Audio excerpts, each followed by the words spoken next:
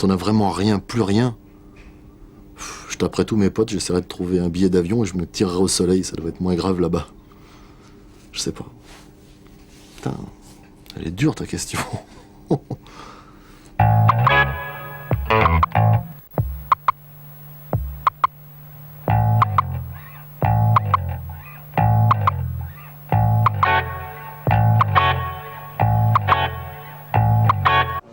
On passe devant, hein.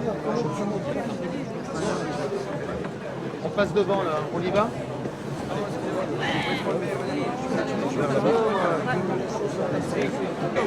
Et où est-ce qu'il faut l'emmener? Il faut l'emmener là-bas, de l'autre côté des barrières. D'accord?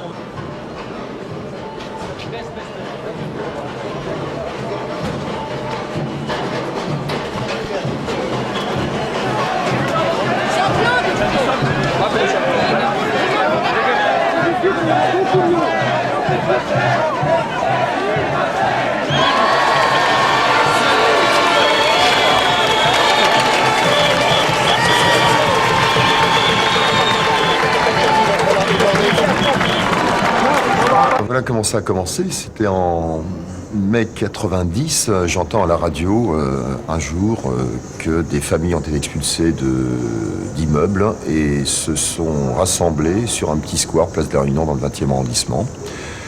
Entendant cette nouvelle, je file directement là-bas parce que je vais voir ce qui s'y passe et j'aperçois des tentes de plantées dans le square. Bon, donc je rentre, je commence à discuter dans le square avec les familles, des tas de gens. Et moi, j'amène d'abord ma capacité d'être saltimbanque. Donc, j'étais là en tant que saltimbanque. Pas de provocation! Pas de provocation! Et un jour, j'arrive et je vois la table d'accueil devant le square qui était vide. Je m'assois derrière. Puis je dis, tiens, autant que je fasse quelque chose. Et des gens viennent me demander des informations. Donc moi, ça m'obligeait à prendre aussi des informations, des renseignements moi-même pour les retransmettre. Et j'ai appris plein de choses sur le logement, sur le droit au logement. Et j'ai très vite compris que c'était un droit fondamental.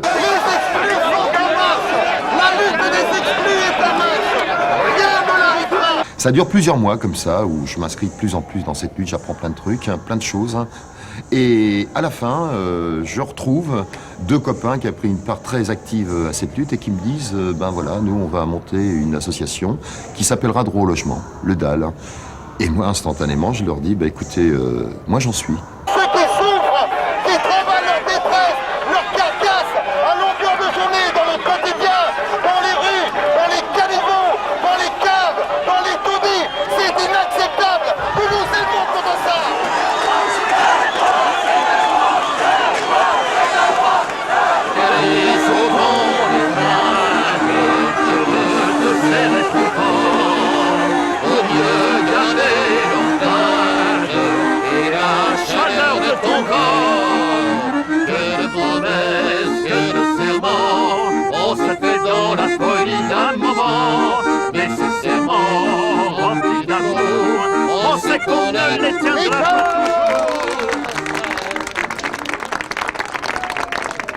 Vous parlerai-je de notre enfance, de ce beau quartier de la rue Mouffetard où nous fûmes nés, Jean-Paul et moi, juste après la guerre.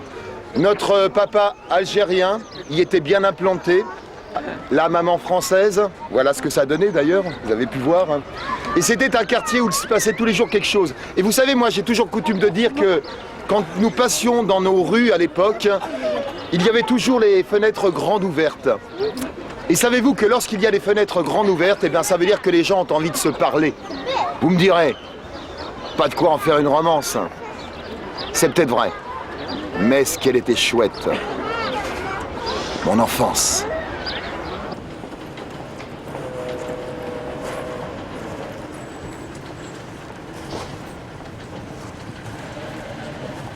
La rue du Pot de Fer. Tu partais de la rue Tournefort, tu arrivais vers rue Mouffetard, tu mettais un quart d'heure pour faire 200 mètres parce que tu étais arrêté par tout le monde, quoi. Tout le monde se connaissait, quoi. Il y avait plein de populos, plein de vie, quoi. C'était sans arrêt le passage, puis la rencontre, quoi. Alors le père, il avait son petit étalage de fruits et légumes, là. Il veillait précieusement. Ça mettait de la couleur dans la rue. Évidemment. Allons-y, le soleil en branche. Ça fera la botte, madame. Le soleil en branche. Allons-y, la Côte d'Azur à Paris. Voici donc la rue Mouffetard. 600 mètres de rue sur lesquels s'entassent 9000 habitants. 4000 logements dont 2500 seulement ont l'eau et 268 une baignoire ou une douche. Faut-il le raser alors?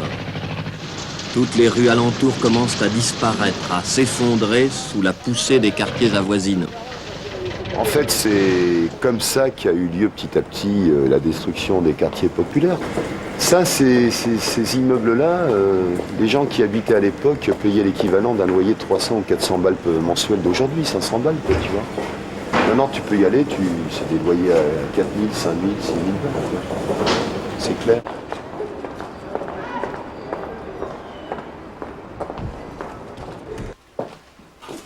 Ben, je viens pas squatter chez vous, hein. J'espère. Non, parce qu'en fait, moi j'habitais au premier, quoi. C'était à peu près la même dimension, la même superficie de pièces. La seule différence, c'est que vous vivez toute seule ou... Je suis seule, ouais. Vous trouvez un peu à l'étroit, peut-être? Un petit peu, oui, parfois. Ouais. Oui. Bon, alors asseyez-vous, parce que nous, on a vécu à 5 là-dedans. À 5? Ouais. Ah, oui. On était à 5.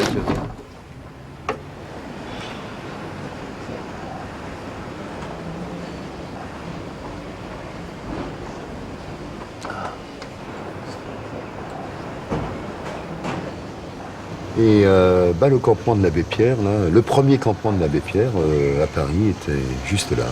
Et en fait, on y passait des heures dans ce terrain-là. C'était devenu un peu notre chez nous, quoi. Plus il suffisait de traverser la rue. 3,80 m, quoi. Ouais, c'est ça.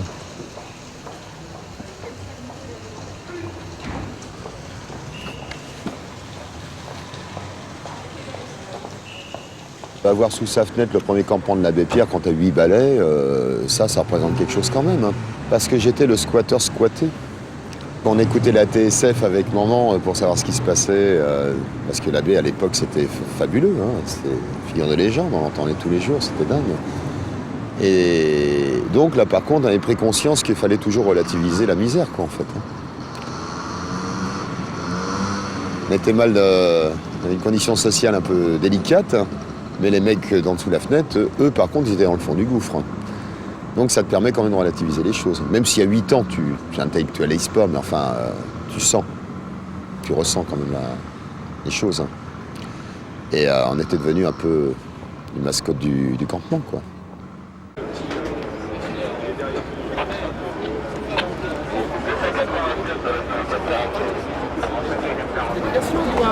Nous, on va hier, Ali. Tu rejoins Babar et Albert Jacquard. Quand tu prenais les années d'après-guerre, tu avais une crise du logement, mais sans logement, parce qu'il n'y avait pas de logement à l'époque, il n'y en avait pas suffisamment, puisque le pays avait été détruit, etc. Mais aujourd'hui, tu as une crise de logement avec plein de logements. Application la loi de réquisition. Application la loi de réquisition.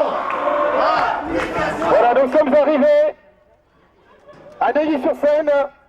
Cet immeuble est actuellement vide et depuis 18 mois, cet immeuble est laissé complètement à l'abandon. Nous demandons donc à la mairie de Neuilly-sur-Seine qu'elle fasse également son effort et qu'elle mette immédiatement ou qu'elle réquisitionne cet immeuble au bénéfice de sans-logis et de mal-logés qui sont ici avec nous.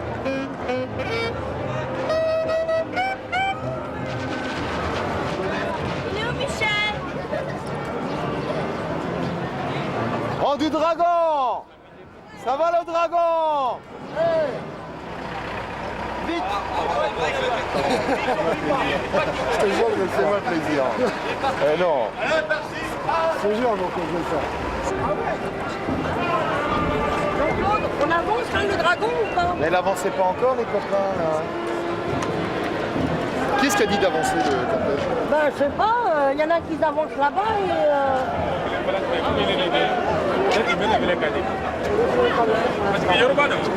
Oui, Jean-Claude. Ils sont avancés. Parce qu'il y a une personnalité là au milieu et que tout le monde va les voir maintenant.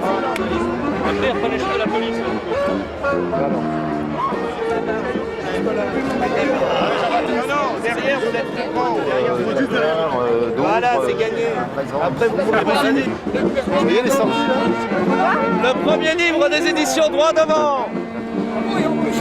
Demandez le 2792e épisode de Droit Devant. À l'époque, il y avait les Aquimax.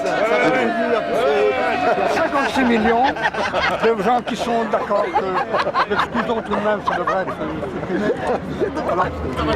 Ça ressemble à la manif que vous voulez. Oui, c'est-à-dire principalement ce mariage de l'art et de la vie.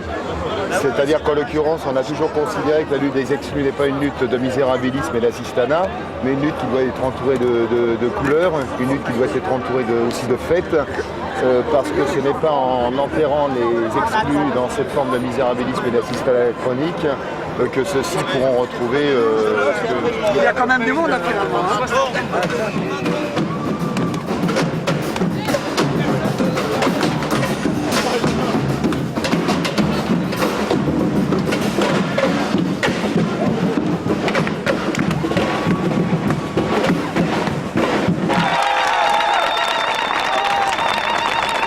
Voilà.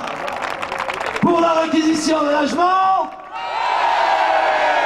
nous allons demander donc la réquisition des logements vacants appartenant à des gros propriétaires.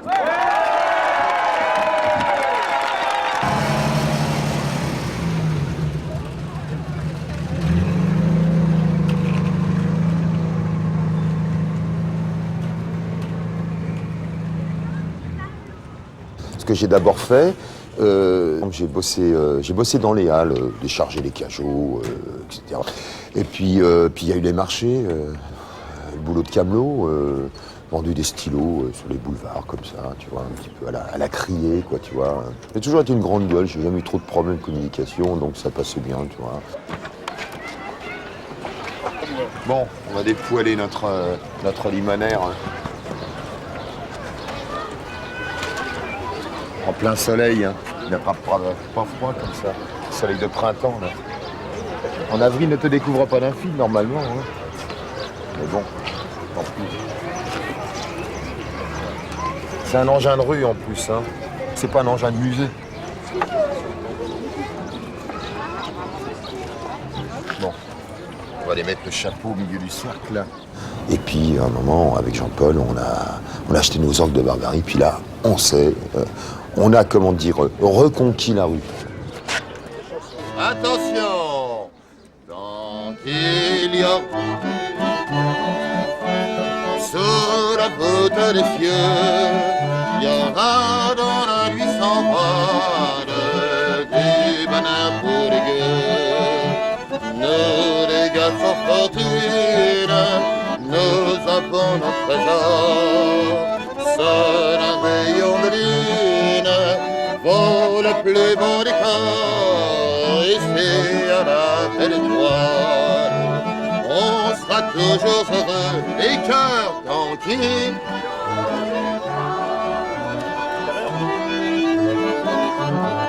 Oh que c'est timide, oh que c'est timide, oh qu'ils sont timides. Oh. Mais chantez quoi, vous n'êtes pas devant votre écran de téloche là, chantez, voilà, c'est la culture populaire là, partagez à l'unisson. Oui. Bah attends, une chanson pour une fois que je dis un poème. Descends là, regarde-moi ça, t'es à ton balcon Viens là. ici là. Et comment tu vas nous faire pour nous envoyer la thune dans le chapeau là d'ici là? T'es pas champion de basket non? Regarde là. Tu sais ce que tu fais? Tu te prends un billet de 100 balles. Et tu mets une grosse pièce de 10 balles dedans pour pas que ça s'envole et tu balances. C'est carrément obscène. C'est une honte. C'est une honte. Scandaleux.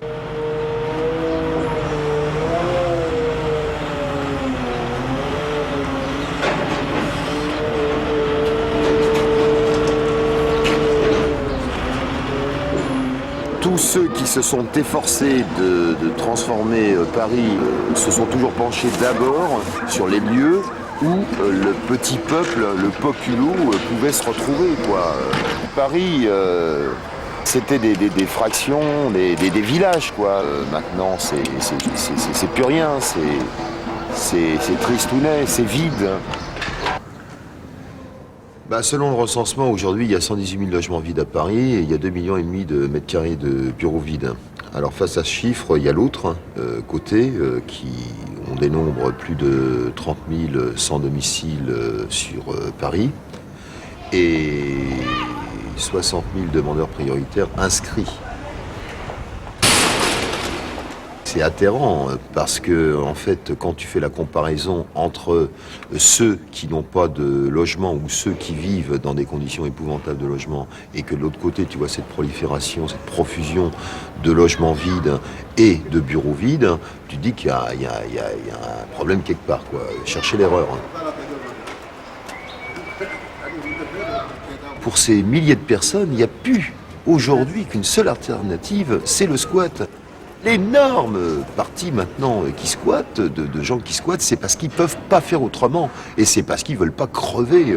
Voilà. Donc c'est le squat réellement par nécessité.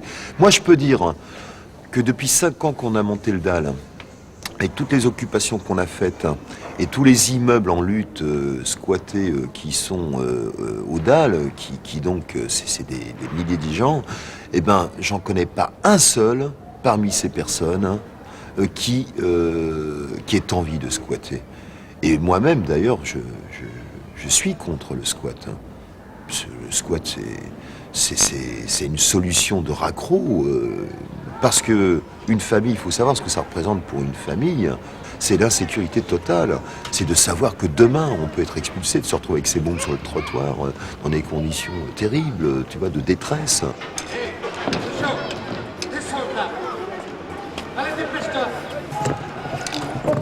Vous pouvez filmer ça, monsieur. Hein? Ouais, moi. Ouais, filmer. Création d'un terrain de jeu de proximité, non? Basketball, handball, maîtrise d'ouvrage, mairie de Paris, mairie du...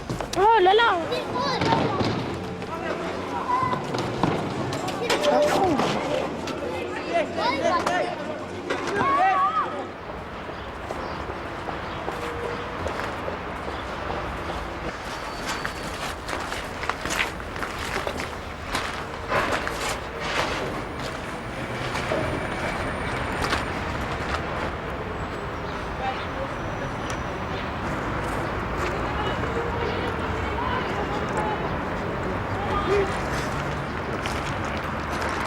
Ça fait longtemps que... Ouais, déjà la maman, là, c'est branché. Après, diminué. Ah, t'étais au 77 Ouais, au 77 là, ouais. Ah, mais t'es tout seul là, non? Vous êtes... Non, j'ai vu avec un garçon. Ouais, c'est ça. Ils te foutent la paix. Un individu peut être complètement annihilé par la rue, peut être bouffé, peut être matraqué, peut-être... tu vois, bon, la violence est dans la rue, c'est terrible la rue comme elle est violente. Surtout aujourd'hui, elle est d'une façon absolument terrible. Quand je vois ces gars-là, moi j'ai pas de mal à discuter avec eux parce que c'est peut-être le fait d'avoir vécu effectivement toujours en fil rouge avec cette rue, ça a peut-être aiguisé une sorte de sens tactique si tu veux, je ne sais pas, mais moi ce truc des immeubles vides, tu vois, c'est un truc que j'ai compris très très vite quoi. Tu me files ta gapute, François? Tu sais, j'ai une tronche, je suis un vrai sémaphore. C'est la rue, comment? Richard Wallace. Ou Ernest Deloison. Ah oui, c'est ça, ouais.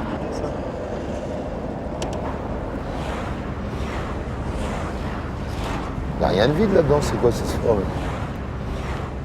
C'est habité tout ça. Jules Potin, tout ça, c'est...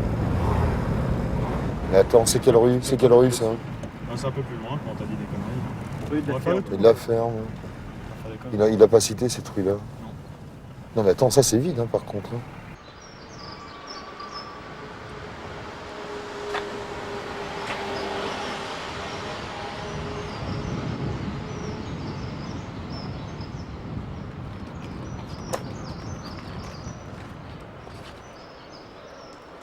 Bonjour monsieur, on est d'un foyer FJT, là on fait une enquête FJT, foyer de jeunes travailleurs sur les immeubles vides là. Et parce qu'on a déjà contacté les propriétaires d'immeubles vides pour des jeunes travailleurs pour faire des bails précaires, enfin vous voyez, de location. Et ça fait un moment qu'il est dit. Bah justement. Moi, ça m'est pas difficile du tout. Par exemple, quand je vois un immeuble vide, de faire un tour de quartier, de voir des commerçants, des concierges, des gens qui habitent à côté, etc. Je discute avec eux, je dis tiens, mais comment ça se fait? Bon, tu vois, des tas de petits trucs comme ça. Moi, pour moi, c'est pas un problème.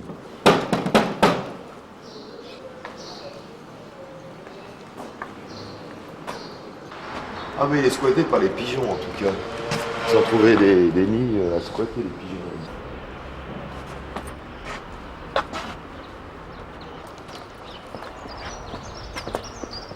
J'ai dans ma sacoche constamment 80, 90, 100 immeubles vides, je sais même pas quoi en faire, tellement il y en a, ça prolifère, c'est invraisemblable. Et plus ça va, pire c'est d'ailleurs.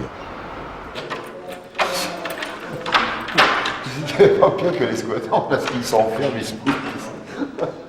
Nous, au DAL, tous les mois, on envoie les dossiers des familles qui viennent s'inscrire, des gens qui viennent s'inscrire, qui ont tous des problèmes terribles de logement. On envoie ça aux préfectures, on envoie ça aux mairies en disant « Qu'est-ce que vous comptez faire ?»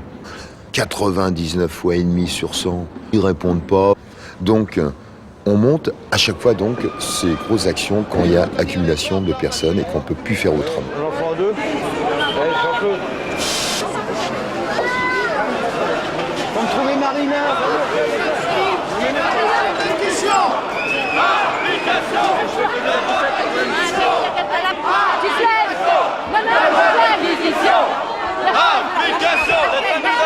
Je vais faire la chanson de campagne.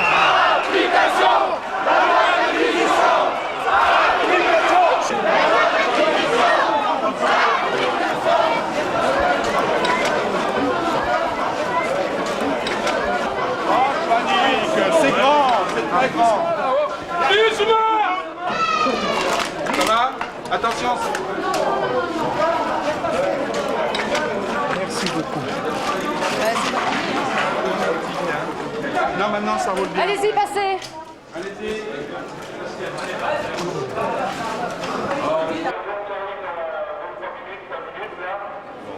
Ils viennent, on suit là, les électros. Est-ce qu'il y a des plombiers aussi ou pas? Les électricités? Pareil.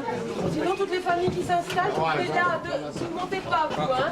Les copains SD et les familles qui s'installent, restez là. De 91, la première action du quai de la Gare, 103 familles. Après, c'est René Coty, famille relogée. Après, c'est la Banque de France. Après, c'est l'EDF. Puis c'est la Copra. Et toutes ces actions accumulées, ça fait un relogement aujourd'hui de quand même 600 familles, quoi. Ça représente des milliers de personnes. Ah voilà la baie.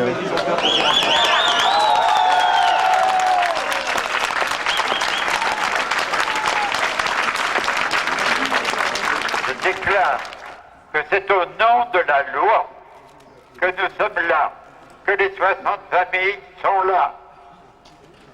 C'est pas par plaisir, c'est par nécessité, à cause de l'indifférence des bien logés, que nous sommes là aujourd'hui. C'est pas pour rien que moi j'avais choisi la rue du Dragon, parce que c'est en plein centre, tu vois, c'est dans le cœur même, tu vois, bon. Et de remélanger les couches sociales dans les quartiers les plus aisés, tu vois, ça c'est un truc.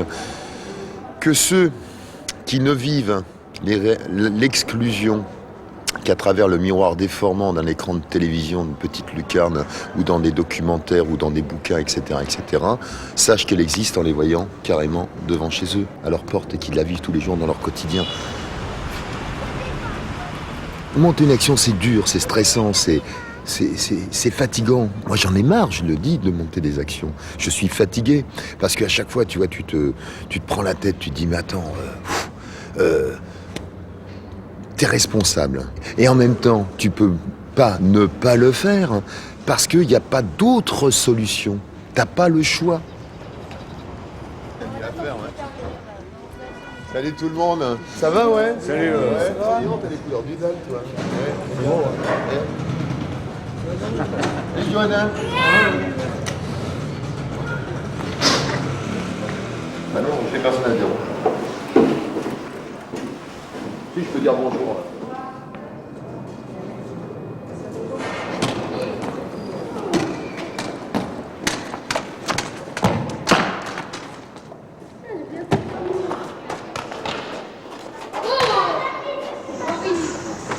je regarde. Et t'as biffé ça où? Je me dors. Hein, tu veux juif. Non, Balzac, ça va, tu vois. Après, les nourritures terrestres, c'est des nourritures spirituelles. Qu'est-ce que c'est que 3 mètres carrés? Hein? La zone, c'est la zone, mon pote. Tiens, je te donne ma parole, je me clôture. Ah, dis donc, et si t'invites des mecs de la Légion, c'est ton problème, c'est pas le mien. Hein. J'invite qui je veux. On est d'accord? Ouais. Bon. L'angoisse est permanente quand tu es confronté quotidiennement à la détresse. Tu es une sorte de récepteur, quoi. Et arrivé à un moment, tu te sens toi-même fragilisé, quoi. Mais en même temps, j'ai pas le droit non plus de décevoir. Attends, je crois qu'ils sont là.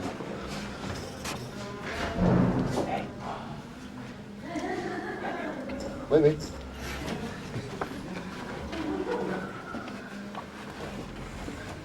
Ça va, Léon? Ouais. T'as vu? Ils étaient bien installés. Vous avez réussi. Des choses. Ah si, quand même. Non. Tout reste à faire. Non. Bah, on en trouve, oui. Ah, c'est vrai, maman. Tout reste à faire, bien sûr, mais le coin est enfilé dans le bois. Ouais, ouais. Ça va craquer. Ça va, Jean-Claude? Bah, ça va, Léon. Donc, la conf de presse, Oui, c'est très bien. C'est Ah ouais, c'était trop bassouillard.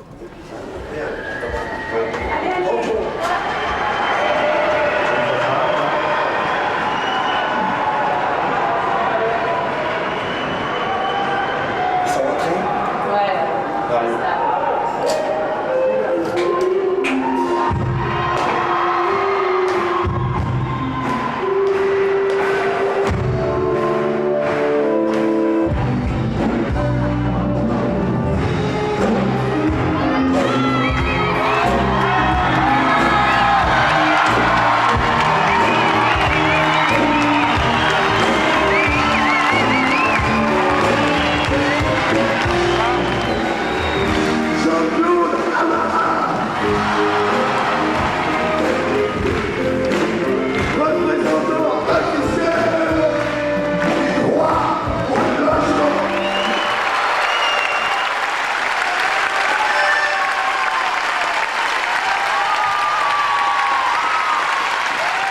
Ça s'appelle La plus belle des Java.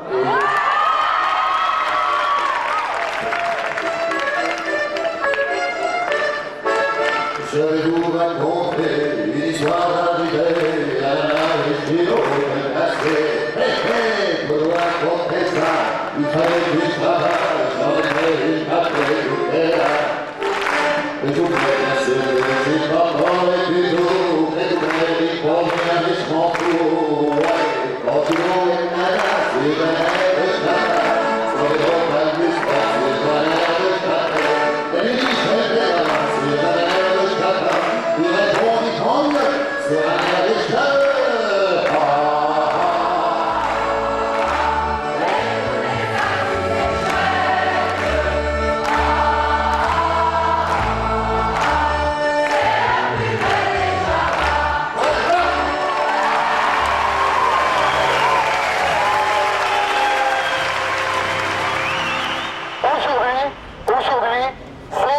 Ils ont déclaré la guerre aux sans-toit. Ils ont déclaré la guerre aux exclus. Mais nous poursuivons notre lutte contre la misère, notre guerre contre la misère. Et celle-ci, ça sera la plus belle et la plus forte de toutes. Ça va où? Je peux pas dire aujourd'hui où ça va aller. C'est une sorte d'énorme bateau. Il ira obligatoirement par des tempêtes, par des creux de vagues, parce que c'est difficile, c'est long, c'est âpre. Mais moi, je suis convaincu qu'aujourd'hui, ce bateau est inarrêtable.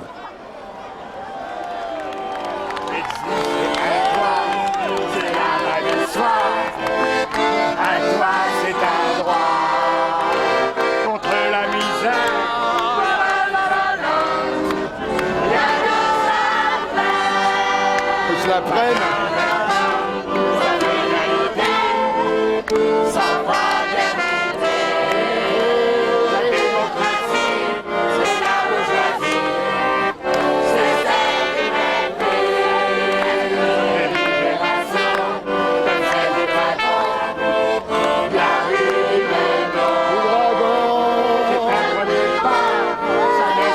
Pas